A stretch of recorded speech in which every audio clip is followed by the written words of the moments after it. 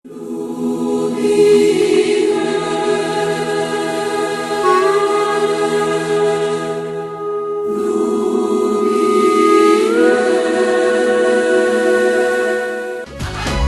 दिया रहमतां ने कीता है निहाल, यीशु दिया रहमतां ने कीता है निहाल। बोलो जय जयकार सारे, बोलो जय जयकार, बोलो जय जयकार सारे, बोलो जय जयकार।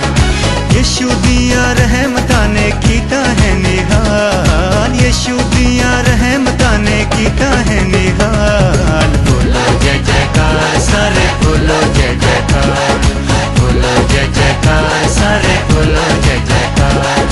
हालेलुया सारे, बोलो जय जयकार, हालेलुया सारे, बोलो जय जयकार।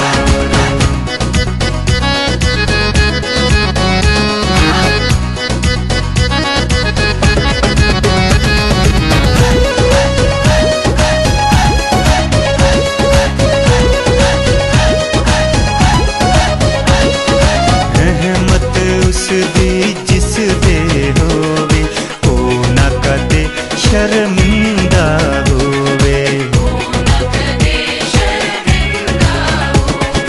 रहमत उस दी जिस दे होवे, ओ ना कदे शर्मिंदा होवे, ओ ना कदे शर्मिंदा होवे। देवे ओदियां कुल्लां नूं सुधार, हाँ देवे ओदियां कुल्लां नूं सुधार। ओ बोलो जय जयकार सारे, बोलो जय जयकार, बोलो जय जयकार सारे, बोलो जय जयकार। यीशु दिया रहमतां ने कीता है निहाल, यीशु दिया रहमतां ने कीता है निहाल। बोलो जय जयकार सारे, बोलो जय जयकार, बोलो जय जयकार सारे, बोलो जय जयकार। हालेलुया सारे, बोलो जय जयकार, हालेलुया सारे, बोलो जय जयकार।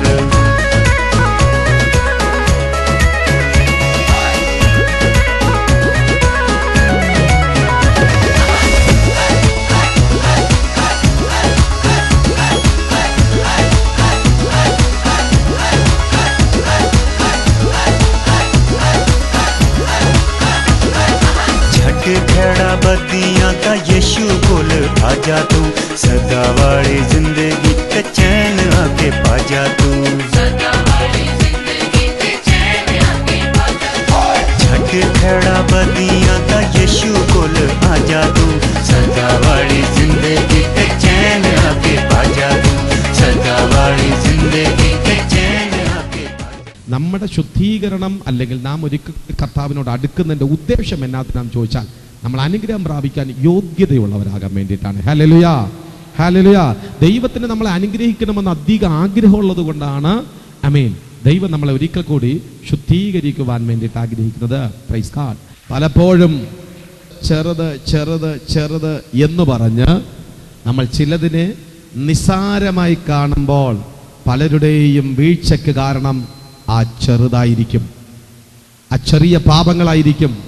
നിങ്ങളുടെ ഭവനത്തിലെ ഏറ്റവും ചെറുതെന്ന് പറയുന്നത് നിങ്ങൾ വലിയ സീരിയസ് ആയി കാണാത്തത്, നിങ്ങൾ വളരെ പ്രധാനപ്പെട്ടതായി കാണാത്ത ചിലതായിരിക്കും പലരുടെയും വിഷമതകൾക്ക് കാരണം. അതുകൊണ്ട് ദൈവം നമ്മളെ ശുദ്ധീകരിക്കട്ടെ. ചെറുതും ഒക്കെ പശ്ചാത്താപം നമ്മുടെ ഹൃദയത്തിൽ അല്ലെങ്കിൽ ദൈവം നമ്മളെ ചൂണ്ടിക്കാണിക്കുന്ന സമയത്തിലേക്ക് ക്രിട്ടിസൈസിങ് മൈൻഡോടെ അല്ല. Praise the Lord. ഇത് ദൈവം തരുന്ന ആമേൻ നല്ല വചനമാണ്. ഇത് ദൈവം എന്നെ പഠിപ്പിക്കുന്നതാണെന്നുള്ള പൂർണ്ണ മനസ്സോടുകൂടി നമുക്കതിനെ ആമേൻ ഭക്ഷിക്കാം, പാനം ചെയ്യാം. അത് നമ്മുടെ ആരോഗ്യത്തിന് നല്ലതാണ്. ജീവിത വിശുദ്ധിയെക്കുറിച്ച് ദൈവം നമ്മളെ പഠിപ്പിക്കുമ്പോൾ സ്തോത്രം അതൊന്ന് പൂർണ്ണ മനസ്സോടെ അംഗീകരിച്ച് നമ്മുടെ ചില അനുഗ്രഹ തടസ്സങ്ങൾ ദൈവം ചൂണ്ടിക്കാണിക്കുന്നതായിരിക്കാം. അങ്ങനെ അനുഗ്രഹ തടസ്സങ്ങൾ നിന്നൊക്കെ മാറി നിങ്ങളൊരു അനുഗ്രഹത്തിലേക്ക് പോകുവാൻ ദൈവം നിങ്ങളെ സഹായിക്കട്ടെ. നമുക്ക് പഠിക്കാം. വിശുദ്ധ കൊരിന്ത്യർക്ക് എഴുതിയ 1-ാം ലേഖനം 16-ാം അധ്യായം അതിൻ്റെ 13-14 വാക്യങ്ങൾ. 1 കൊരിന്ത്യർ 16-ാം അധ്യായം അതിൻ്റെ 13-14 വാക്യങ്ങൾ വായിക്കുന്നത് ശ്രദ്ധിച്ചാലും. ഉണർന്നിരിപ്പിൻ, വിശ്വാസത്തിൽ നിലനിൽപ്പിൻ, പുരുഷത്വം കാണിപ്പിൻ, ശക്തിപ്പെടുവിൻ, നിങ്ങൾ ചെയ്യുന്നതെല്ലാം സ്നേഹത്തിൽ ചെയ്യുവിൻ. ഉണർന്നിരിക്കണം, വിശ്വാസത്തിൽ നിൽക്കണം, പുരുഷത്വം കാണിക്കണം, ശക്തിപ്പെടണം. നിങ്ങൾ ചെയ്യുന്നെല്ലാം സ്നേഹത്തിൽ ചെയ്യണം. 5 കാര്യങ്ങളാണ് അവിടെ നമുക്ക് മനസ്സിലാക്കുവാൻ കാണുവാൻ കഴിയുന്നത്. ബൈബിളിനകത്ത് ഇതിനിട്ടിരിക്കുന്ന പേര് പഞ്ചശീലങ്ങളാണ്. എന്താണ്? 5 ശീലങ്ങളാണ്. ഒരു മനുഷ്യന്റെ നിലനിൽപ്പിനും, ഒരു മനുഷ്യന്റെ വളർച്ചയ്ക്കും, ഒരു മനുഷ്യന്റെ ഉയർച്ചയ്ക്കും, ഒരു മനുഷ്യന്റെ അനുഗ്രഹത്തിനും വേണ്ടിയിട്ട് ദൈവം വച്ചിരിക്കുന്ന 5 ശീലങ്ങൾ. ശീലങ്ങളെക്കുറിച്ച് നിങ്ങൾ കേട്ടിട്ടുണ്ടായിരിക്കാം. കുട്ടികളെ നല്ല ശീലം പഠിപ്പിക്കുന്നവരാണ് മാതാപിതാക്കൾ. മേലുദ്യോഗസ്ഥൻ കീഴുദ്യോഗസ്ഥരെ നല്ല ശീലങ്ങൾ പഠിപ്പിക്കുന്നവരാണ്. ഈ ശീലങ്ങൾ പഠിപ്പിക്കുന്നതിന്റെ പിന്നിൽ ഒന്നുണ്ട്. അതൊരു സിസ്റ്റമായി കഴിഞ്ഞാൽ അത് ആ ലെവലിൽ തന്നെ അതങ്ങ് പൊയ്ക്കൊണ്ടിരിക്കും. അതുകൊണ്ട് കർത്താവും തൻ്റെ മക്കൾക്ക് ദൈവം പ്രത്യേകമായിട്ടുള്ള ചില ശീലങ്ങൾ അവരെ പഠിപ്പിക്കാറുണ്ട്. അതിൽ 5 ശീലങ്ങളിൽ ഒന്നാമത്തെ ശീലം ഉണർന്നിരിക്കണം. കുറച്ചുകൂടെ ഒന്ന് ലളിതമാക്കി കഴിഞ്ഞാൽ ഉറങ്ങാതെ ഇരിപ്പിൻ എന്നാണ് അതിൻ്റെതായിട്ടുള്ള ഒരർത്ഥത്തെക്കുറിച്ച് നമുക്ക് കാണുവാൻ മനസ്സിലാക്കുവാനായിട്ട് കഴിയപ്പെടുന്ന. ആയിരിക്കുവോ? ഉറങ്ങാതെ ഇരിക്കുന്നതാണോ ഉണർന്നിരിക്കുന്നത്? പഞ്ചശീലങ്ങളിൽ ആദ്യത്തെ ഒന്നാമത്തെ ശീലം എന്ന് പറയുന്നത് ഉറങ്ങാതെ ഇരിക്കണം, ഉണർന്നു തന്നെ ഇരിക്കണം. ഉണർന്നിരിക്കണം എന്ന് ബൈബിൾ പഠിപ്പിക്കുന്ന സമയത്തിൽ ഉണർന്നിരിക്കുന്നതാണോ? ഒരിക്കല് ഒരാൾ ദൈവവിശ്വാസത്തിലേക്ക് കടന്നു വന്നോ? സ്തോത്രം. ദൈവവിശ്വാസത്തിലേക്ക് കടന്നു വന്നവൻ പുതിയ വിശ്വാസിയാ. കർത്താവിനെ കുറിച്ചോ വചനത്തെക്കുറിച്ചോ ഒന്നും അവൻ അറിയത്തില്ലായിരുന്നു. അവൻ ബൈബിൾ പഠിച്ചു, നന്നായിട്ട് പഠിച്ചു വന്നു. പഞ്ചശീലങ്ങളിലേക്ക് അവൻ കടന്നു ചെന്നു. അതിൽ പ്രധാനപ്പെട്ട അവൻ തീരുമാനിച്ചു, ഈ 5 ശീലങ്ങളും ഞാൻ എന്നിൽ പകർത്താൻ തീരുമാനിച്ചിരിക്കുക. ഞാനൊരു നല്ല വിശ്വാസിയാകണമെങ്കിൽ ഈ 5 ശീലവും എൻ്റെ മേൽ വരണം. അതുകൊണ്ട് ഞാൻ റെഡി എന്ന് പറഞ്ഞു. ആദ്യത്തേത് ഉണർന്നിരിപ്പേൻ. അന്നവൻ തീരുമാനമെടുത്തു, ഇനി ഉറങ്ങുന്ന പരിപാടിയേ ഇല്ല. സ്തോത്രം. ഭക്ഷണം കഴിച്ചു. ഉറക്കം വന്ന് അങ്ങോട്ടും ഇങ്ങോട്ടും ചെറുതാട്ടെന്ന് ഊഞ്ഞാലാടിയപ്പോൾ അവൻ പറഞ്ഞു, ഇല്ല, ഞാൻ ഉറങ്ങത്തില്ല. ബൈബിൾ പഠിപ്പിക്കുന്നു ഉറങ്ങാതെ ഉണർന്നിരിക്കണമെന്നാണ്. ഞാൻ അങ്ങനെ ഉണർന്നിരിക്കാൻ പോകുന്നു. രാത്രി 12 അവൻ ഉറക്കം. പക്ഷെ അവൻ വീണ്ടും അതിജീവിച്ചു. സ്തോത്രം. അവൻ അന്നേ ദിവസം ഉറങ്ങിയില്ല. പിറ്റേ ദിവസം വീണ്ടും അവൻ്റെ ജോലിക്കായി പോയി. വീണ്ടും എൻ്റെ മനസ്സിനകത്ത് സ്തോത്രം ദൈവത്തോടുള്ള ആഗ്രഹം, പ്രാർത്ഥന, വചനം അനുസരിക്കണം, പഞ്ചശീലം സ്വന്തം ജീവിതത്തിൽ പകർത്തിയെടുക്കണം എന്ന് പറഞ്ഞിട്ട് അവൻ അന്നും പറഞ്ഞു, ഇന്നും ഞാൻ ഉറങ്ങൂല. സ്തോത്രം. അന്നവൻ വീണ്ടും ഉറങ്ങാതിരുന്നു. 3-ാമത്തെ ദിവസം വീണ്ടും അവൻ ഉറങ്ങാതിരുന്നു. അവൻ അറിയത്തില്ല ആ വേദത്തെക്കുറിച്ച് കൂടുതൽ. പക്ഷേ അവൻ ഉണർന്നിരിപ്പിൻ എന്ന് പഠിപ്പിച്ച ശീലത്തിന്റെ മധ്യത്തിലേക്കുന്നു. അങ്ങനെ ദിവസങ്ങൾ പലതായി. 10, 80, 85, 100ഓളം ദിവസം, അങ്ങനെ 2 മാസത്തോളം ഏകദേശം അതങ്ങനെ കടന്നുപോയി. ഉറങ്ങാതിരിക്കുന്ന വ്യക്തിക്ക് മാത്രമേ അറിയാവൂ അതിൻ്റെ ബുദ്ധിമുട്ട് എന്താണെന്ന്. നിങ്ങളിൽ ആരെങ്കിലും ഒരു ദിവസം നിങ്ങൾക്ക് ഉറങ്ങാൻ കഴിയാതെ കിടന്നിട്ടുണ്ട് എങ്കിൽ അവർക്കറിയാം അത് എത്രത്തോളം വലിയ രോഗമാണ് എന്ന്. അല്ലേ? മനുഷ്യന് ഉറങ്ങിയാലേ പറ്റത്തുള്ളൂ. ഉറങ്ങാതെ ഒരു ജീവിതം പറ്റത്തില്ല. ദൈവം ഭൂമിയിലെ സൃഷ്ടിച്ചാക്കി വെച്ച സമയത്ത് ഇരുട്ടും വെളിച്ചവുമായിട്ട് 2ആയിട്ട് അങ്ങോട്ടും ഇങ്ങോട്ട് വിഭാഗിച്ച സമയത്തിൽ തന്നെ ഇരുട്ട് കൊടുത്തതിന്റെ ഉദ്ദേശം അവന്റെ കണ്ണുകൾക്കും അവന്റെ ശരീരത്തിനും വിശ്രമം കിട്ടാനും കൂടെ വേണ്ടിയിട്ടാ. പക്ഷേ വചനത്തെ തെറ്റായിട്ട് മനസ്സിലാക്കിയ ഒരുവൻ ഉറങ്ങാതിരുന്നപ്പോൾ ഇവൻ മാനസിക രോഗിയായി. ഉറക്കം നഷ്ടപ്പെട്ടിട്ട് ഇവൻ മാനസിക രോഗിയായി. കുറെ ദിവസം കഴിഞ്ഞപ്പോൾ ഇവൻ ഈ ലോകത്തോട് മാറുകയും ചെയ്തു. അപ്പോൾ ഉറങ്ങാതെ ഇരിക്കുന്നത് അല്ല ഉണർവ് എന്ന് പറയുന്നത്. അതിന് വേറൊരു പേര് ഞാൻ പറയാം, ജാഗ്രതയുള്ളവരായിരിപ്പേൻ. ജാഗ്രതയുള്ളവനായിരിക്കപ്പെടവേ. ഉണർന്നിരിപ്പിൻ സമം ജാഗ്രതയുള്ളവനായിരിപ്പേൻ, ജാഗരൂകരായിരിപ്പേൻ. യേശുവിനെ രക്ഷകനായി സ്വീകരിച്ച ഒരു ദൈവത്തിന്റെ പൈതൽ, ക്രിസ്തയേശുവിനെ രക്ഷകനായി സ്വീകരിച്ചിരിക്കുന്ന ഒരു ദൈവത്തിന്റെ പൈതലിനെ സംബന്ധിച്ചിടത്തോളം അവൻ എപ്പോഴും ജാഗ്രതയുള്ളവനായിരിക്കണം, ജാഗരൂകമായിരിക്കണം. പരീക്ഷയിൽ അകപ്പെടാണ്ടിരിക്കാൻ അവൻ ഉണർന്നിരുന്ന് പ്രാർത്ഥിച്ചുകൊണ്ടിരിക്കപ്പെടണം. നമുക്ക് വിപരീതമായിട്ട് പോരാടുന്ന ഒരു പിശാച് ഉള്ളത് കൊണ്ട്, സാത്താന്റെ ശക്തികൾ പോരാടുന്നത് കൊണ്ട്, അന്ധകാര ശക്തികൾ ശക്തമായി വ്യാപാരം ചെയ്യുന്നത് കൊണ്ട് ക്രിസ്തുവിനെ ആരാധിക്കുന്ന ദൈവമക്കള് ജാഗ്രതയുള്ളവരായിരിക്കണം. കരമടിച്ചിട്ടുന്ന ദൈവത്തിന്റെ സന്നിധാനത്തിന് നമുക്കൊന്ന് ശരണപ്പെടാം. ജാഗ്രതയുള്ളവരായിരിക്കാം, ജാഗ്രതയുള്ളവരായിരിക്കാം, ജാഗ്രതയുള്ളവരായിരിക്കാം. നമുക്ക് ഒരു ശത്രു ഉള്ളത് കൊണ്ട് ജാഗ്രതയുള്ളവരായിരിക്കും. ഹല്ലേലൂയ. നിങ്ങളുടെ കുഞ്ഞുങ്ങളെക്കുറിച്ച് നിങ്ങൾക്ക് ജാഗ്രത വേണം. നിങ്ങളുടെ ഭർത്താവിനെ കുറിച്ച് നിങ്ങൾക്ക് ജാഗ്രത വേണം. നിങ്ങളുടെ ഭാര്യയെക്കുറിച്ച് നിങ്ങൾക്ക് ജാഗ്രത വേണം. നിങ്ങളുടെ തൊഴിൽ മേഖലയെക്കുറിച്ച് നിങ്ങൾക്ക് ജാഗ്രത വേണം. നിങ്ങളുടെ ആത്മീക ജീവിതത്തെക്കുറിച്ച് നിങ്ങൾക്ക് ജാഗ്രത വേണം. ആമേൻ. നിങ്ങളുടെ സാമൂഹ്യ ജീവിതത്തെക്കുറിച്ച് നിങ്ങൾക്ക് ജാഗ്രത വേണം. നിങ്ങളുടെ ശാരീരിക നിലവാരത്തെക്കുറിച്ച് നിങ്ങൾക്ക് ജാഗ്രത വേണം. കാരണം പിശാച് അറുക്കുവാനും മുടിക്കുവാനും വേണ്ടിയിട്ട് ഇങ്ങനെ ഓടി നടക്കുകയാണ്. കർത്താവിന്റെ വചനം 5 ശീലങ്ങളിൽ ആദ്യത്തെ ശീലം പറയുന്നു, നീ ഉണർന്നിരിക്കണ, നീ ജാഗ്രതയുള്ളവനായിരിക്കണ. സ്തോത്രം. എന്തിനാ പിശാചിന് മനുഷ്യനോട് ഇത്രയധികം ശത്രുത്വം? സാത്താൻ ഇത്രയധികം ശത്രുത്വം മനുഷ്യനോട് എന്നാന്ന് ചോദിച്ചു കഴിഞ്ഞാലിട്ട്, ആദ്യ കാലഘട്ടത്തിൽ ദൈവത്തെ ആരാധിച്ചു കൊണ്ടിരുന്നത് ലൂസിഫറും കൂട്ടരുമാണ്. ലൂസിഫറും കൂട്ടരും എന്ന് പറഞ്ഞാൽ കുറേ ദൂതന്മാർ, കുറേ മാലാഖമാർ, പ്രൈസ് ദി ലോർഡ്, അതോടനുബന്ധിച്ച് അതിന് നേതൃത്വം കൊടുക്കാൻ വേണ്ടിയിട്ട് ഒരു ലൂസിഫർ, ഒരു നേതാവ് ഒക്കെ ഇരുന്ന് ദൈവത്തെ ആരാധിക്കണം. ഇവരുടെ ജോലി 24 hours കർത്താവിനെ ആരാധിച്ചുകൊണ്ട് ഇരിക്കുന്ന ആ ഒരു പ്രത്യേക സ്വഭാവമായിരുന്നു.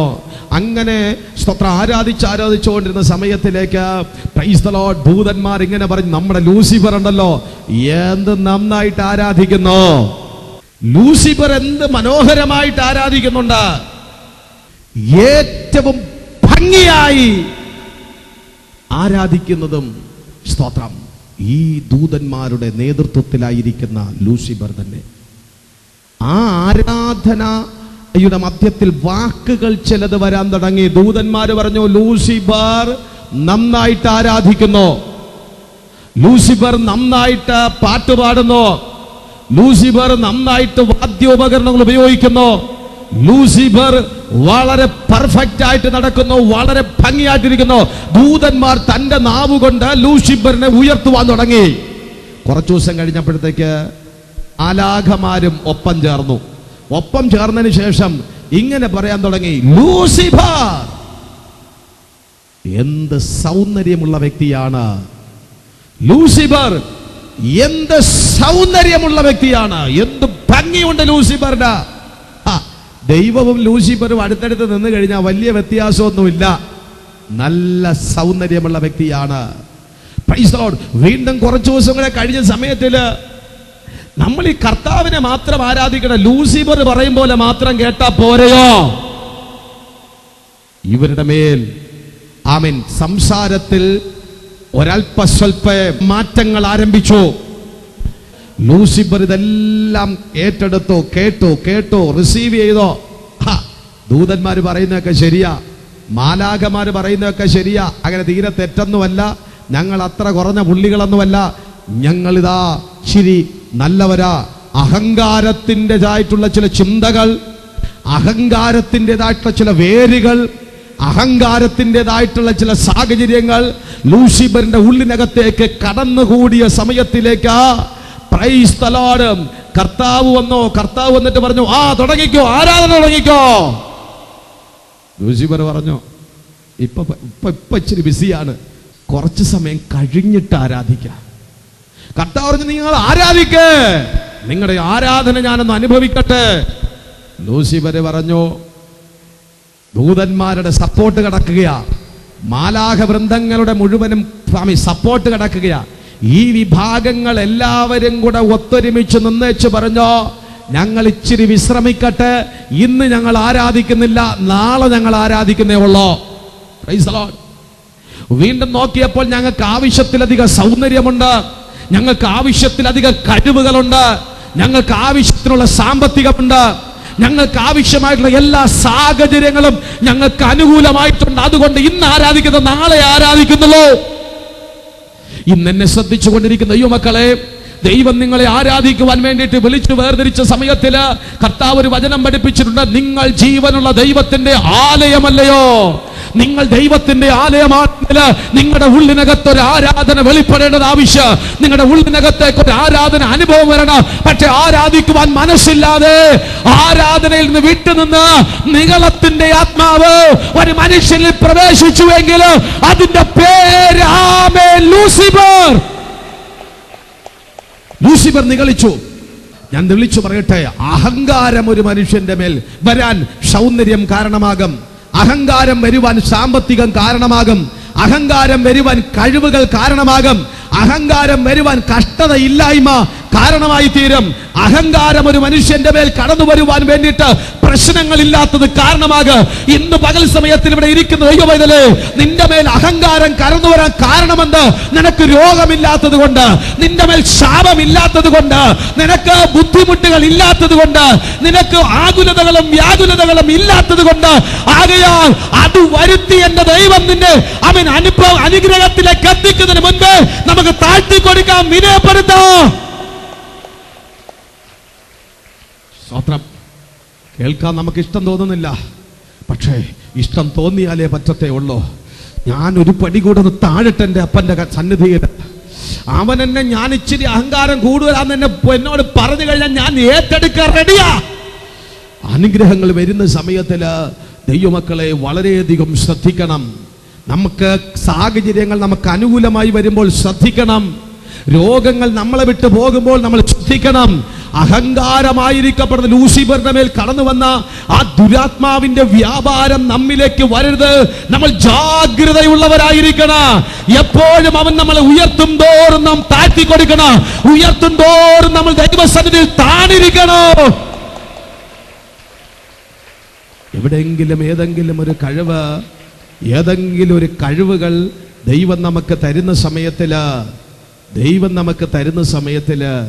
താഴ്ത്തി കൊടുക്കണം. ഇന്ന് ദൈവത്തിന്റെ സന്നിധാനത്തിലേക്ക് അവൻ ലൂസിഫറിന് വന്ന അനുഭവം നമുക്ക് വേണ്ട. അവൻ അഹങ്കരിച്ചു. അഹങ്കാരത്തെ ദൈവം വീക്ഷിച്ചു കൊണ്ടിരിക്കുകയാണ്. മനുഷ്യനെ ചിലപ്പോ ചെറിയ കയറിട്ട് കെട്ടി നിലയില്ലാത്ത വെള്ളത്തിലേക്ക് ഇറക്കി, ചിലപ്പോൾ ഒരു കുഴിക്കകത്തേക്ക് തള്ളിയിട്ട് അവൻ പലവിധത്തിലും അവനെ മെരുക്കാൻ നടക്കുന്നുവെങ്കിൽ അത് അവന്റെ സൃഷ്ടി. അവൻ ഒരിക്കലും ദോഷം ചെയ്യുന്നവനല്ല, നല്ലത് മാത്രം ചെയ്യാം, നല്ലതിന് വേണ്ടിയിട്ട്. പക്ഷേ ലൂസിഫർ അഹങ്കരിച്ച സമയത്തിലേക്ക് ദൈവത്തിന് അത് നോക്കേണ്ട ആവശ്യകത ഇല്ലായിരുന്നു. ഇവനെ ഞാൻ ചെറിയ ശിക്ഷയൊന്നും കൊടുക്കണ്ട. അവൻ അഹങ്കരിച്ച ലൂസിഫറിനെയും കൂട്ടരെയും വാളെടുത്തവൻ വെട്ടി സ്വർഗത്തിൽ നിന്ന് പുറത്താക്കി. ഇപ്പോൾ ലൂസിഫറും കൂട്ടരും എവിടാന്ന് ചോദിച്ചാൽ വെളിയില ആരാധിച്ച് അഹങ്കരിച്ച കൂട്ടർ, ആരാധിച്ച് ആമേൻ ആമേൻ ആമേൻ നിഗളിച്ച കൂട്ടർ, ദൈവം കൊടുത്ത സ്വാതന്ത്ര്യത്തെ പൂർണ്ണമായി നിർമൂലമാക്കിയ കൂട്ടർ, ദൈവം കൊടുത്തതായിട്ടുള്ള നന്മകളെ കാറ്റിൽ പറത്തിയ കൂട്ടർ, ദൈവം കൊടുത്ത അനുഗ്രഹത്തെ ആമേൻ വേണ്ടാന്ന് വെച്ച വിഭാഗത്തെ ദൈവം ഓപ്ഷൻ കൊടുത്തില്ല. തന്റെ മൂർച്ചയുള്ള വാളെടുത്തോ അവൻ വെട്ടി നുറുക്കി ലൂസിഫറിനെയും കൂട്ടരെയും സ്വർഗത്തിൽ നിന്ന് പുറത്താക്കി. ഇതാണ് ലോകത്തിലെ പിശാചുക്കളായി രൂപപ്പെട്ട് കടന്നു വന്ന സാധനം. ദൈവം ചിന്തിച്ചു, എന്നെ ആരാധിച്ചുകൊണ്ടിരുന്നവനെ ഞാൻ അടിച്ചു പുറത്താക്കി നിഗളിച്ചത്. എനിക്ക് പക്ഷെ പകരത്തിന് ആരാധനക്കാര് വേണം. എന്നെ ആരാധിക്കാൻ എനിക്ക് പുതിയ വിഭാഗത്തെ വേണം. ദൈവത്തിന്റെ ആദ്യം മുതലുള്ള പ്രീതിയാണ്.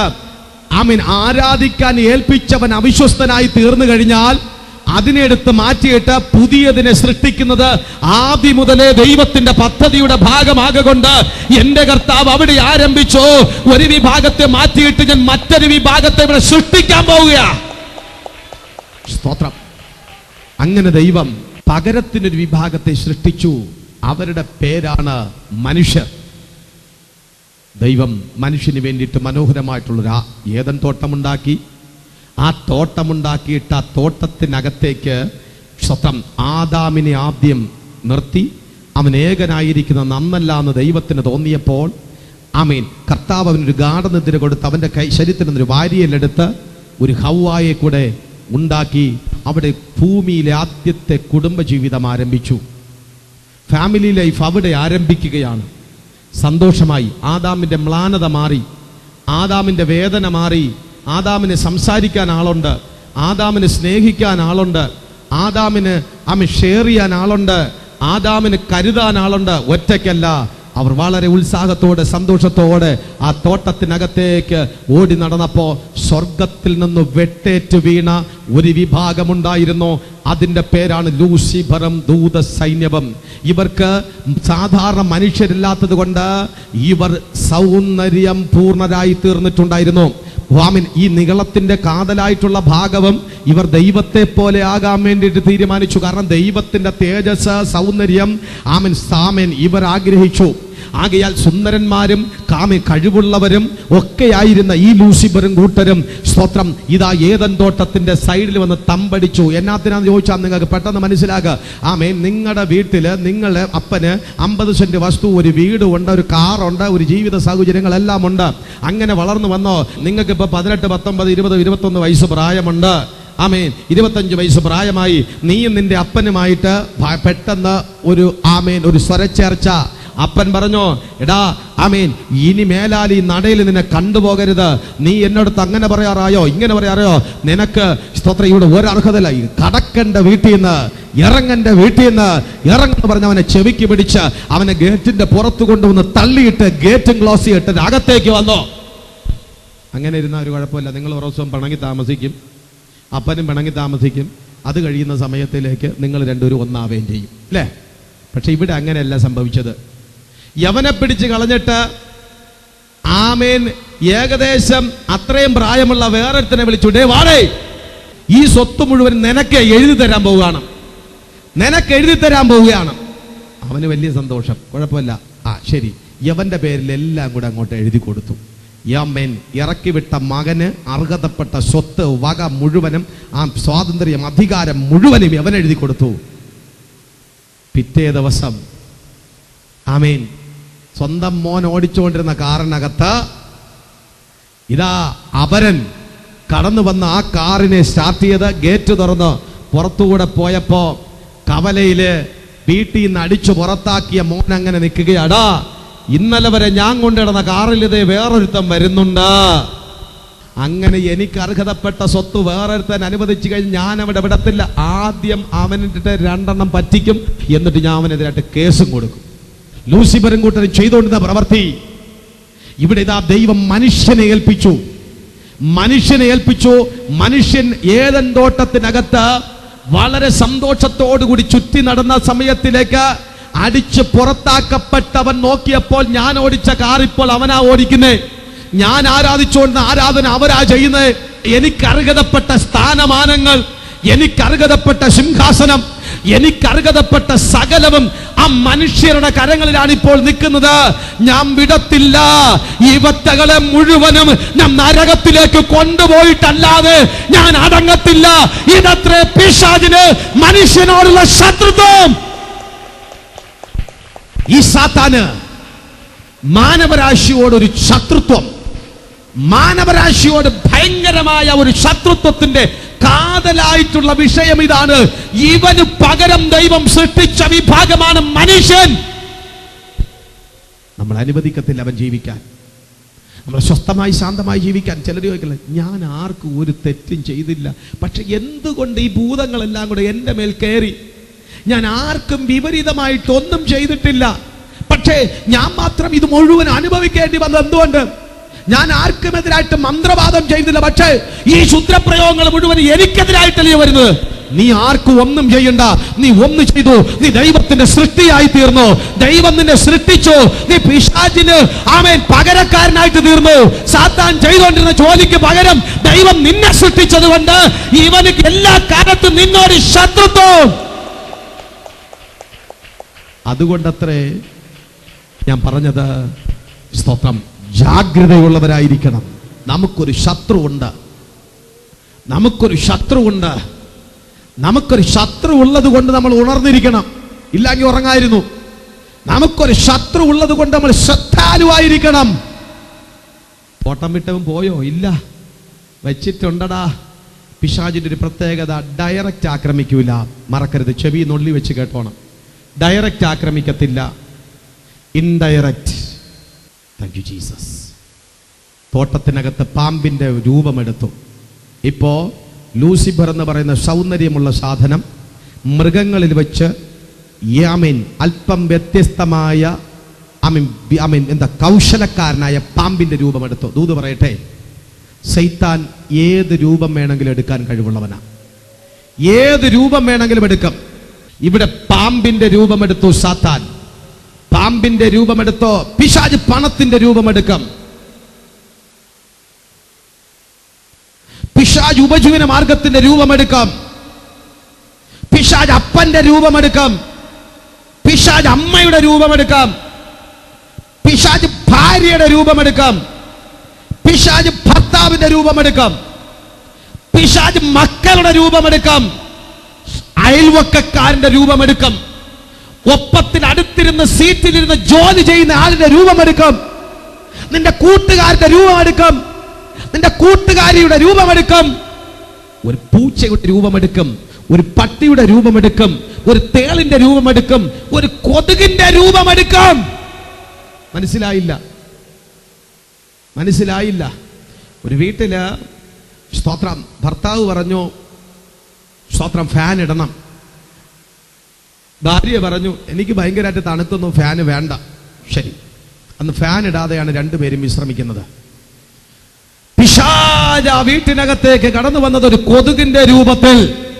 കൊതുക് വന്ന് ആ പുരുഷന്റെ മേൽ പതുക്കെ ഇരുന്നു, നന്നായിട്ടൊരു കുത്തു കൊടുത്തു. ഉറങ്ങി വന്നയാള് കൊതുകിന്റെ കുത്തുകൊണ്ട് ആ കൊതുകിനിട്ടൊരു ഒറ്റ അടി അടിച്ചിട്ട് തിരിഞ്ഞിട്ട് പമ്പർനാത്തേക്ക് ഒരെണ്ണം കൂടെ കൊടുത്തു. നീ അല്ലടി ഫാൻ ഇടാത്തത്. അന്നത്തെ കുടുംബ പ്രശ്നത്തിന് കാരണം ആരാ? കൊതുക്. ആരാ ഈ രൂപം എടുത്തു വന്നത്? പിശാച്. മനസ്സിലായോ? അലകൾ പോലെ ഉയരുന്ന തിരുവചനം, തിരകൾ പോലെ തഴുകിടുന്ന തിരുവചനം, ജീവപടകിലിറങ്ങിയ തിരുവചനം, അനുദിനവും നയിക്കുന്ന തിരുവചനം. അലകൾ പോലെ ഉയരുന്ന തിരുവചനം, തിരകൾ പോലെ തഴുകിടുന്ന തിരുവചനം, ജീവപടകിലിറങ്ങിയ തിരുവചനം, അനുദിനവും നയിക്കുന്ന തിരുവചനം. എന്റെ പടക് തകരാതെ